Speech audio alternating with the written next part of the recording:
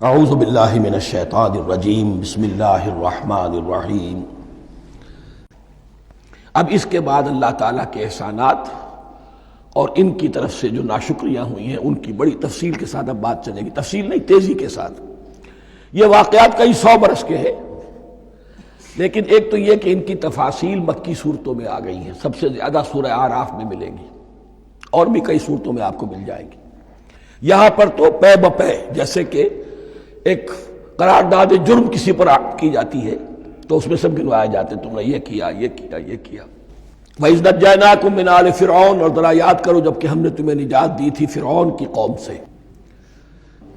يَسُومُونَكُمْ سُوءَ الْعَذَابِ، وہ تمہیں بدترین عذاب میں مبتلا کیے ہوئے تھے۔ يُذَبِّحُونَ أَبْنَاءَكُمْ وَيَسْتَحْيُونَ نِسَاءَكُمْ، تمہارے بیٹوں کو ذبح کر ڈالتے تھے اور تمہاری عورتوں کو زندہ رکھتے تھے۔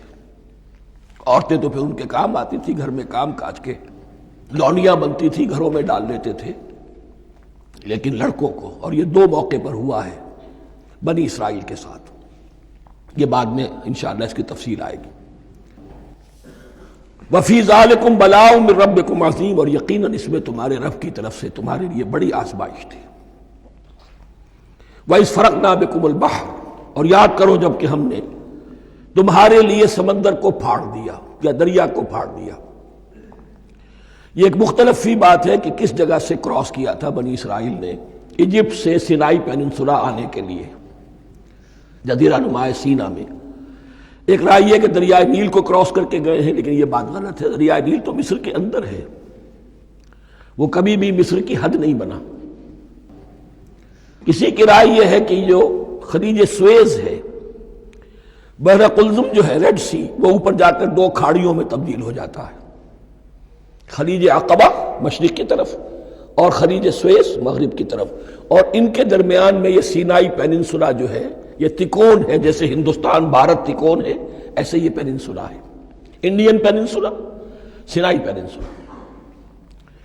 اور یہ سویس کینال تو بعد میں بنی ہے، خلیج سویس اور میڈیٹرینین بحیرہ روم کے درمیان یہ کچھ چھوٹی چھوٹی، اگرچہ چھوٹی تھی سمندر کے لحاظ سے، بہت بڑی بڑی جھیلیں تھیں، اور ان جھیلوں ہی کو پھر جوڑ جوڑ کر درمیان میں جو خشکی تھی اس کو کاٹ کر سویس کینال بنائی گئی ہے۔ تو اب تو یہ ایک مسلسل ایک رابطہ ہے، لیکن معلوم ہوتا ہے کہ یا تو خلیج سویس کو کراس کیا ہے حضرت موسیٰ علیہ السلام نے، اور یہی میری رائے زیادہ یہی ہے، اس لیے کہ کوہ طور جو ہے وہ اس پیننسولا کی ٹپ پر ہے، نیچے ہے، یہاں جہاں پر ان کا قیام رہا، اور جہاں پھر حضرت موسیٰ کو 40 دن کے لیے کوہ طور پر بلا کر اور پھر انہیں تورات دی گئی ہے۔ تو معلوم ہوتا ہے کہ جو خلیج سویز ہے اسے کراس کیا ہے۔ کراس کس طرح کیا ہے کہ حضرت موسیٰ کے عصا کی ایک ضرب سے سمندر پھٹ گیا۔ فَكَانَ كُلُّ فِرْقٍ كَالطَّوْدِ الْعَظِيمِ، دونوں طرف چٹانوں کے مانند پہاڑ کی طرح جو ہے وہ سمندر کھڑا ہو گیا، اس کے راستے سے یہ نکل گئے۔ اور پھر جب فرعون اور اپنا لشکر لے کر جب آیا ہے، اس نے سوچا ہم بھی نکل جائیں، وہ غرق ہو گئے، اس لیے کہ دونوں طرف کا پانی آپس میں مل گیا۔ یہ تھی کیفیت، اور معجزانہ کیفیت تھی، یہ کوئی فطرت کے یا نیچر کے اصول کے مطابق بات نہیں تھی، اور میں عرض کر چکا ہوں، آپ کو بتا چکا ہوں معجزہ کسے کہتے ہیں۔ وَإِذْ فَرَقْنَا بِكُمُ الْبَحْرَ فَأَنجَيْنَاكُمْ، جب ہم نے تمہارے لیے یا تمہارے ساتھ سمندر کو پھاڑ دیا، تمہارے لیے، تمہارے گزرگاہ بنانے کے لیے، تو تمہیں تو نجات دے دی۔ وَأَغْرَقْنَا آلَ فِرْعَوْنَ وَأَنْتُمْ تَنظُرُونَ، اور تمہاری نگاہوں کے سامنے فرعون کے لاؤ لشکر کو غرق کیا، تم دیکھ رہے تھے، یہ گزر چکے تھے، اس ساحل پر کھڑے ہیں، ادھر سے یہ داخل ہوئے ہیں، اور پانی دونوں طرف سے آ کر مل گیا اور یہ غرق ہو گئے۔